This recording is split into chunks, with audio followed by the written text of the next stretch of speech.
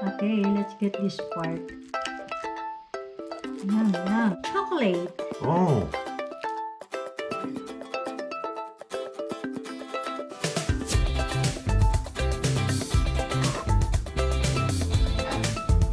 Maglagay lang tayo ng coconut milk. Half lang ilagay ko kasi kunti lang yung aking nilutong malagkit.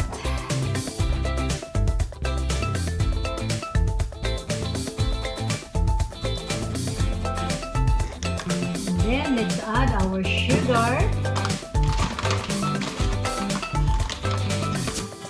1/4 cup lang kasi konti lang ito. And then maglalagay pa tayo later. So, okay. So, halo-halo natin hanggang sa totally na melted na ang ating sugar. Nice. Dalawa tayo. So, this is malagkit na bibingka.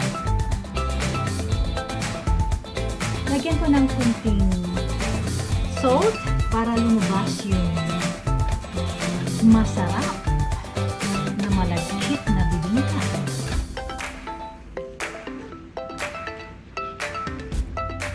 Yan. Kumukulo na. So, ilalagay na natin yung ating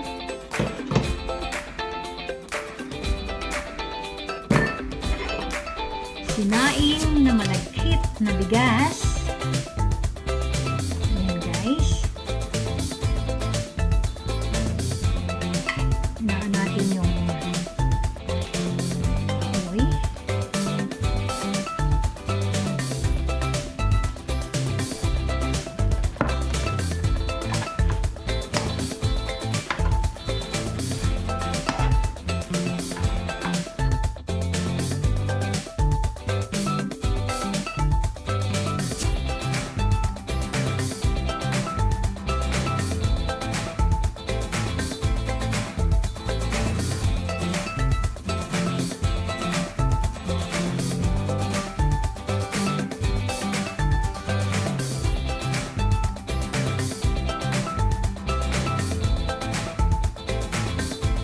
Lagyan natin guys ng 2 tablespoon na butter.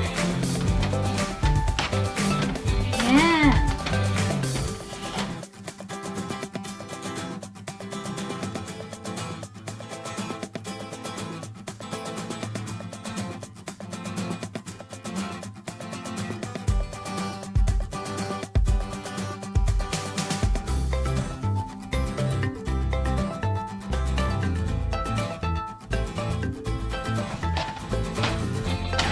Guys, malapit na siyang matapos. Luto. So,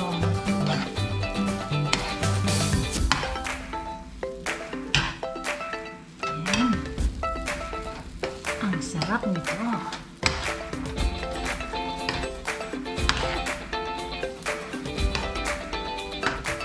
Lilipat natin to sa baking dish. Ayan, kapag ganito na siya,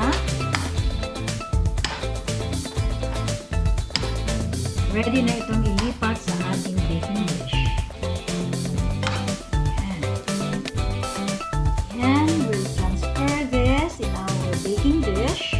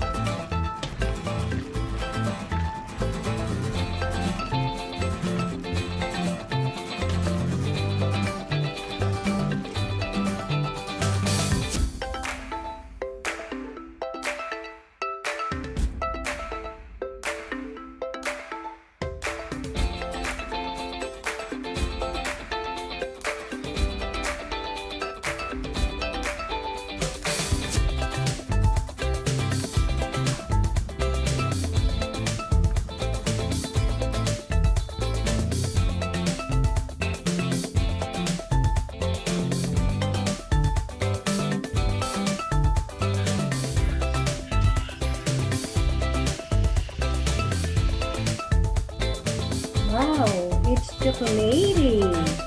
So let it cool and then we will slice.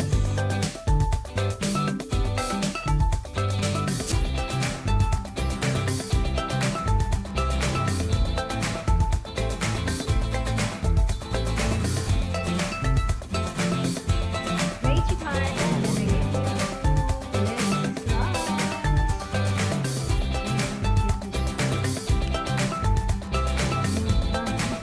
Your first time to eat this dessert. Filipino food. This is glutinous rice, and I put chocolate. Oh. Neat. Ooh. Okay. Kenny wants to try it. Now, No chocolate for you. chocolate for Danny. You can't eat chocolate. This is your first time to eat that recipe. Wow.